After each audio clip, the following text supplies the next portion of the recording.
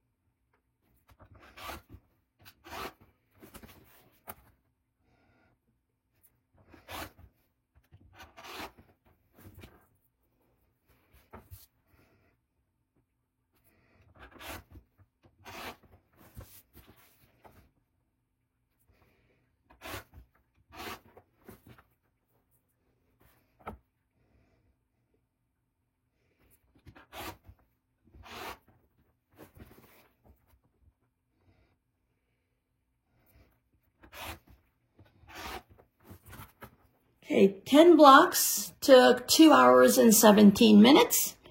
That's not too bad.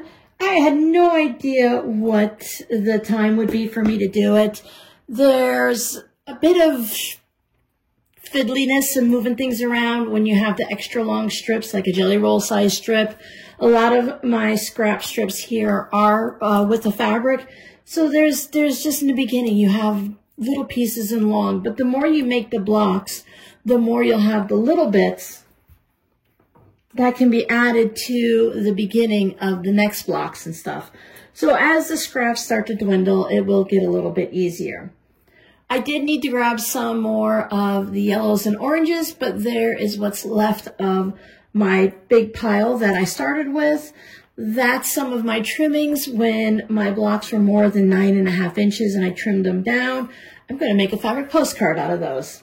So let's go ahead and see my blocks. So that was a great way to spend a couple hours in the afternoon. I did have an interruption for the cats because their dinner time was right in the middle of me doing this, but I had a lot of fun. If you're trying to work on a project like this and you don't know how you're going to fit it into your day, sometimes I like to set a timer for 20, 30, 60 minutes, whatever my time is, and then dedicate that time. This is all I'm going to do.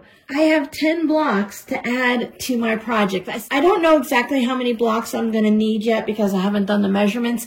I figured this early on in the year, I probably won't make too many. Once I figure it out, and once you know how many blocks you need to make, then we can just divide it by the time we have.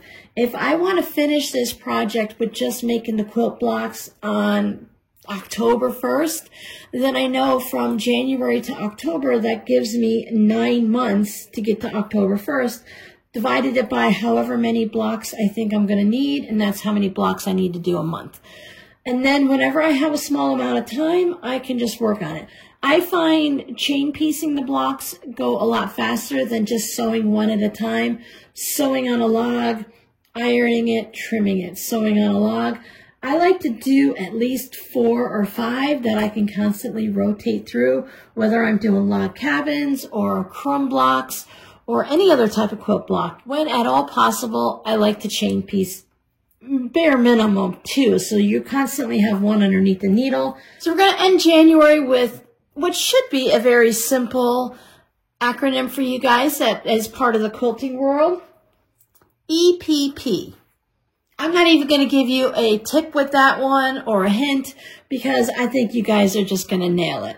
So let me know down below in the comments if you know what EPP stands for and how many of you are working on whether it's a log cabin quilt or another quilt for the quilt along this year.